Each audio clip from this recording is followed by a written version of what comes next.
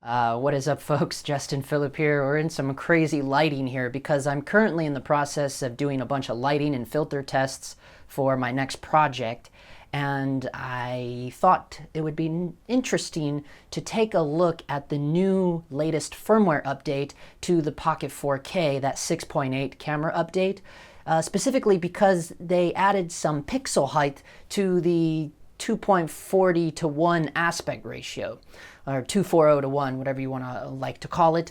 It's interesting to me because we may be actually shooting in that aspect ratio for the upcoming short film that I'm going to be shooting.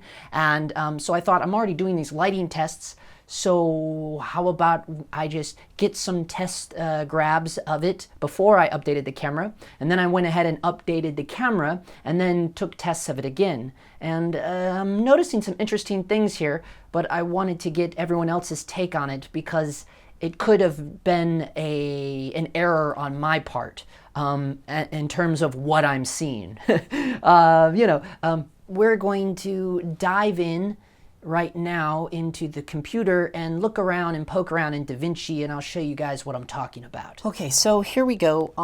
I've already dropped these in, and I have, did a little grade on these. But okay, let's look here first. So this one right here, this is the pre-update, right?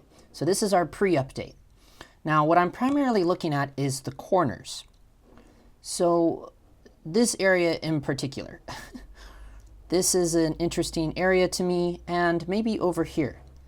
If, on first glance of this, you go, oh, it's vignetting,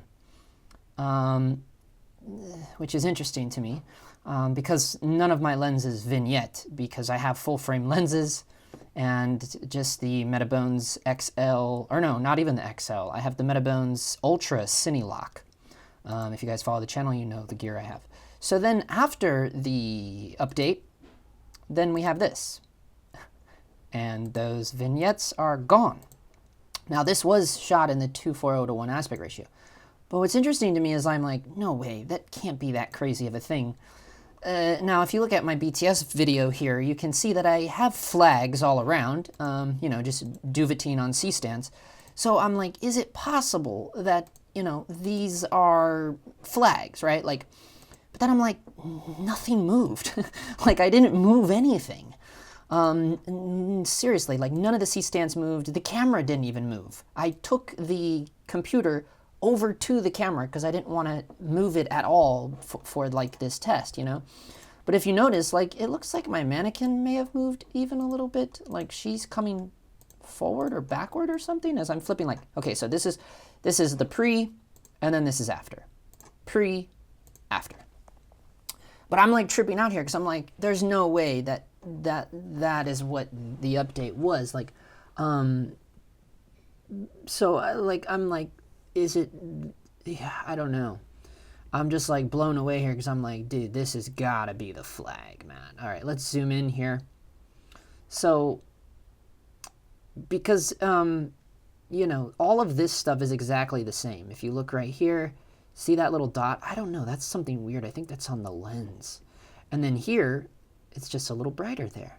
It looks like a shadow of a flag. If you were to ask me, I'd say, no way, dude. That is the shadow of a flag. Straight up. It was there in this shot, and there it's gone. And that would make sense. But, I mean, that is also what vignetting is. You know what I'm saying? So then if you go over to this side, and, sorry, what the heck is going on, man? Let me see. Okay. So this is after, but if we look at pre, see, it is a little darker on this side too. This is what I'm saying. I'm like, dude, it's darker on both sides. And there's no way the flag would have, it's very possible that the flag on the other side of the frame could have moved, but this one, no way. No way this flag moved. There's no way. So yeah, I guess there was some vignetting going on to some extent before this latest update. Now, I scoured around on the internet trying to figure out what exactly, that means, the pixel height from 1712 to 1720 or whatever it is. And it's like, dude, I can't, everybody's, little review video or blog post is all the same, it's basically everything you can read on Blackmagic's website. which isn't much, right? So it's like, what is happening here?